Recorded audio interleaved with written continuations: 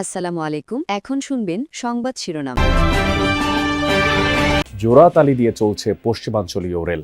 বছরে শত কোটি টাকা খরচ হলেও হয়নি রুটের উন্নয়ন। অরক্ষিত লেভেল ক্রসিংয়ে কুমিল্লায় বাড়ছে দুর্ঘটনা। ইরানের বিভিন্ন শিল্প কলকারখানা লক্ষ্য করে যৌথ বাহিনীর হামলা, পাল্টা জবাব দিচ্ছে তেহরানও। 2-3 সপ্তাহের মধ্যে যুদ্ধ সমাপ্তির আশা ট্রাম্পের। হবিগঞ্জে তেলবাহী ওয়াগন দুর্ঘটনায় 15 ঘন্টা ধরে সিলেটের সাথে বন্ধ সারা দেশের রেল যোগাযোগ।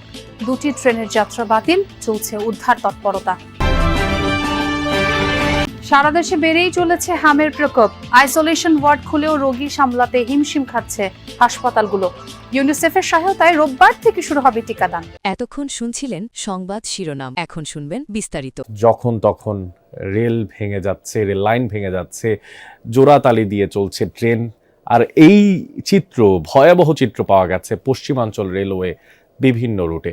বছরে 100 কোটি টাকা বরাদ্দ, তবুও যেন মান বাড়েনি একটু। দিন যায়, সরকার বদলায়, তবুও কেন এই রেলপথগুলোর উন্নতি সাধন হয় না, এই প্রশ্ন। পশ্চিমাঞ্চল রেলওয়ের বিভিন্ন রুটে প্রায়ই রেল লাইন ভাঙার কথা শোনা যাচ্ছে। বিশেষ করে ঈশ্বরদী পার্বতীপুরের এই রুটে সবচেয়ে বেশি। এতে করে একদিকে যেমন ঝুঁকি নিয়ে চলাচল করছে ট্রেন, অন্যদিকে যাত্রী পরিষেবাও দারুণভাবে বিঘ্নিত হচ্ছে। সান্তাহারে পাথর টেনে রেল লাইন রক্ষণাবেক্ষণ করছেন একদল কর্মী। ঠিক তার পাশে দেখা মিলল ভয়াবহ চিত্র। ভাঙাচোরা স্লিপার আর ক্লিপবিহীন লাইনের উপর দিয়েই ছুটে চলছে ট্রেন। রেল লাইনগুলো দেখলেই মনে হবে অনেক পুরাতন, কিন্তু কতদিনের পুরনো। রেল লাইনের গায়ের এই লেখা বলছে এটির বয়স 100 বছর পেরিয়ে গেছে এবং এর ধারণ ক্ষমতা 90 পাউন্ড, যা এখনকার ট্রেন চলাচলের একেবারেই অনুপযোগী বলছেন সংশ্লিষ্টরা। তার মানে জোড়াতালি দিয়ে চলছে ট্রেন। তথ্য বলছে রেল লাইনের স্বাভাবিক আয়ুষ্কাল 25 বছর। দীর্ঘদিন ব্যবহারের ফলে 12 থেকে 15% ক্ষয়ে গেছে। 25 থেকে 30% স্লিপার অকেজু। ক্লিপ না থাকায় লাইনের ভারসাম্য রক্ষা হচ্ছে না বলছেন ট্রেন চালকরা। রেলপথে হাঁটতে হাঁটতে এখন আমরা ছাতিয়ান গ্রামে। আমার পেছনে বাগবাড়ি এলাকা, অর্থাৎ ঈদের কয়েকদিন আগে যেখানে নীলসাগর এক্সপ্রেস ট্রেনের 9টি বগি লাইনচ্যুত হয়েছিল, সেই ঘটনাস্থলের ঠিক কাছাকাছি এসে দেখলাম এখানে লাইনের স্লিপার ভেঙে তছনছ হয়ে পড়ে আছে। আর এপাশে লাইনের কোনো ক্লিপ নেই, অর্থাৎ ঝুঁকি নিয়ে চলাচল করছে ট্রেন। স্থানীয়রা বলছেন এটি দেখভালের জন্য কোনো লোকও আসে না। এ অঞ্চলে রেল লাইনের উন্নয়ন না করে নতুন রুট বানানো হয়েছে, যুক্ত করা হয়েছে আধুনিক কোচ ও ইঞ্জিন। ফলে দিন দিন ভয়াবহ ঝুঁকি তৈরি হয়েছে। অন্তত 12টি অধিক ঝুঁকিপূর্ণ স্থানে গতি কমিয়ে চালাতে হচ্ছে ট্রেন। সেবা নিয়ে চরম অসন্তোষ যাত্রীরা। পশ্চিমাঞ্চল রেলওয়ের উন্নয়নে প্রতি বছর মেরামত বাবদ প্রায় 100 কোটি টাকা বরাদ্দ দেওয়া হয়, তবু কেন বেহাল দশা? পশ্চিমাঞ্চলের রেলপথের মোট দৈর্ঘ্য 1934 কিলোমিটার। 41টি রুটে চলাচল করে 80টি যাত্রীবাহী ট্রেন। সম্প্রতি কুমিল্লায় রেলওয়ের গেটম্যানের অবহেলায় বাস ট্রেন সংঘর্ষে 12 জনের নিহতের ঘটনা সাড়া ফেলেছে গোটা দেশের মধ্যে। আর তবুও এই ঘটনাটি, সেই ঘটনাকে কোনো বিচ্ছিন্ন ঘটনা বলার কোনো সুযোগ নেই, কারণ গেল 5 বছরে শুধু কুমিল্লায় রেল দুর্ঘটনায় প্রাণ হারিয়েছে 350-ও বেশি মানুষ। আর এইসবের বেশিরভাগই হয়েছে অরক্ষিত লেভেল ক্রসিংয়ের কারণে। যদিও রেল কর্তৃপক্ষ দায় চাপাচ্ছে এলজি ডি সহ অন্যান্য যে সমস্ত সংস্থা তাদের উপরে। ঈদের রাতে ট্রেনের ধাক্কায় কুমিল্লায় প্রাণ যায় 12 বাস যাত্রীর। স্বজন হারানো পরিবারগুলোর কাছে খুশির দিনটি মুহূর্তেই রূপ নেয় বিষাদে। ভয়াবহ সেই দুর্ঘটনার কথা মনে করলেও শিউরে ওঠেন প্রত্যক্ষদর্শীরা। চোখের সামনে শুধু ভেসে আসে মরদেহ আর স্বজনদের আর্তনাদ। বাস ট্রেন সংঘর্ষের ঘটনায় জেলা প্রশাসনের তদন্তে উঠে এসেছে বেশ কিছু গাফিলতি। এছাড়া মামুন পরিবহন সংশ্লিষ্ট সহ সড়ক ও জনপথ বিভাগের গাফিলতির কথাও রয়েছে প্রতিবেদনে।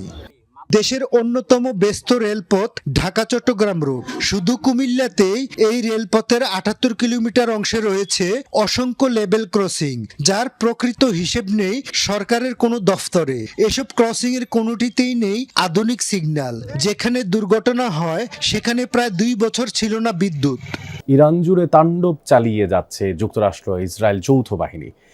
ইস্পাহান ও ফারুক শহরে হয়েছে ভয়াবহ হামলা, আর টার্গেট করা হয়েছে একের পর এক ফার্মাসিউটিক্যাল কোম্পানি ও ইস্পাহাত কারখানা। তেহরানে দফায় দফায় হয়েছে বিস্ফোরণ। এছাড়াও সিরাজ, কেরমানশাহ আর আন্দিমেকশতেও হয়েছে জোরালো হামলা। বুশেহরে বোমার আঘাত হেনেছে ইরান মেরিনের শিল্প কারখানায়। আর সৌদি আরব, বাহরাইন সহ বিভিন্ন দেশে মিসাইল ছুড়ে জবাব দিচ্ছে ইরানও। কুয়েত বিমানবন্দরে জ্বালানি ট্যাঙ্কে চালিয়েছে হামলা। আরেক ফ্রন্ট লেবাননে হিজবুল্লাহর সাথে ব্যাপক লড়াই চলছে ইসরায়েলের। সময় বড় ধরনের হামলার শিকার লেবাননের সশস্ত্র গোষ্ঠীটি। জবাবে আল কান্তারায় ইসরায়েলি সেনাদের লক্ষ্য করে রকেট ছেড়েছে হিজবুল্লাহ যোদ্ধারা। ইসরায়েলের হাইফায় সামরিক সরঞ্জামের কারখানায় হামলা চালিয়েছে তারা। সাফেদেও সেনা ক্যাম্প লক্ষ্য করে ছড়েছে মিসাইল। আর বৈরুতে তেল আবিবের হামলায় নিহত হয়েছে 7 জন। এদিকে আগামী 2 থেকে 3 সপ্তাহের মধ্যেই শেষ হতে যাচ্ছে ইরানের চলমান সামরিক অভিযান, এমন ঘোষণা দিয়েছেন মার্কিন প্রেসিডেন্ট ডোনাল্ড ট্রাম্প। বুধবার হোয়াইট হাউসের সাংবাদিকদের সাথে আলাপকালে এই সময়সীমার কথা জানান তিনি। বলেন, ইরানে আক্রমণাত্মক হামলা গুটিয়ে আনছে যুক্তরাষ্ট্র, যা আগামী 2 থেকে 3 সপ্তাহের মধ্যে শেষ হবে। মার্কিন প্রেসিডেন্টের দাবি, নির্দিষ্ট সামরিক লক্ষ্যমাত্রা অর্জনের কাছাকাছি পৌঁছানোয় এখন যুদ্ধ শেষ করার কথা ভাবছে ওয়াশিংটন। হোয়াইট হাউস জানিয়েছে, ইরান ইস্যুতে বুধবার স্থানীয় সময় রাত 9টায় জাতির উদ্দেশ্যে ভাষণ দেবেন মার্কিন প্রেসিডেন্ট ডোনাল্ড ট্রাম্প। আমার মনে হয় 2 থেকে 3 সপ্তাহের মধ্যেই আমরা ইরান ছাড়ব। আমাদের সামরিক অভিযানের প্রধান লক্ষ্য ছিল ইরানের পরমাণু অস্ত্রধারী হওয়ার তৎপরতা ঠেকানো। সেই লক্ষ্য পূরণ হয়েছে। আমরা কাজটা শেষ করছি। হয়তো আর 2 সপ্তাহ বা তার চেয়ে 2-1 দিন বেশি সময় লাগতে পারে। হবিগঞ্জের মন্তলায় চট্টগ্রাম থেকে সিলেটগামী তেল ভর্তি ট্রেনের 5টি ওয়াগন এবং একটি গার্ড ব্রেক লাইনচ্যুতের ঘটনায় 15 ঘন্টা ধরে বন্ধ সিলেটের সাথে সারা দেশের রেল যোগাযোগ।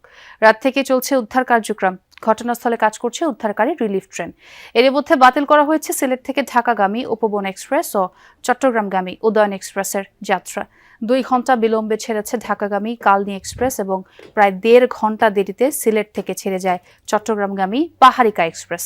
বুধবার সোয়া 9টার দিকে তেল ভর্তি ট্রেনটি মন্তলা স্টেশন অতিক্রম করে শাহপুর এলাকায় পৌঁছালে 5টি ওয়াগন ও একটি গার্ড ব্রেক লাইনচ্যুত হয়। এ সময় ওয়াগনগুলো থেকে তেল পড়া শুরু হলে আশপাশের লোকজন তেল সংগ্রহ শুরু করে। পরে বিজিবি ঘটনাস্থলে গিয়ে লুটকৃত তেলের কিছু অংশ জব্দ করে। 5টি ওয়াগনে ছিল 2 লাখ লিটারের মতো ডিজেল, যার প্রায় 30% ক্ষতিগ্রস্ত হয়েছে বলে জানিয়েছে রেলওয়ে কর্তৃপক্ষ। এদিকে ট্রেন লাইনচ্যুতের ঘটনায় গঠন করা হয়েছে 5 সদস্যের তদন্ত কমিটি। দেশের বিভিন্ন অঞ্চলে হঠাৎই হামের প্রকোপ বেড়েছে। আক্রান্তদের বেশিরভাগই শিশু। হাসপাতালগুলোয় আক্রান্তদের জন্য খোলা হয়েছে আইসোলেশন ওয়ার্ড। প্রতিদিনই সেখানে বাড়ছে রোগীর সংখ্যা। কোথাও কোথাও স্থান সংকুলন না হওয়ায় সাধারণ ওয়ার্ডেও রাখতে হচ্ছে রোগীদের। এতে বাড়ছে সংক্রমণের শঙ্কা। পরিস্থিতি মোকাবেলায় হাসপাতালগুলোতে প্রস্তুত থাকার নির্দেশ দিয়েছে কর্তৃপক্ষ। রোগীর স্বজনদের অভিযোগ, সময়মতো ভ্যাকসিন না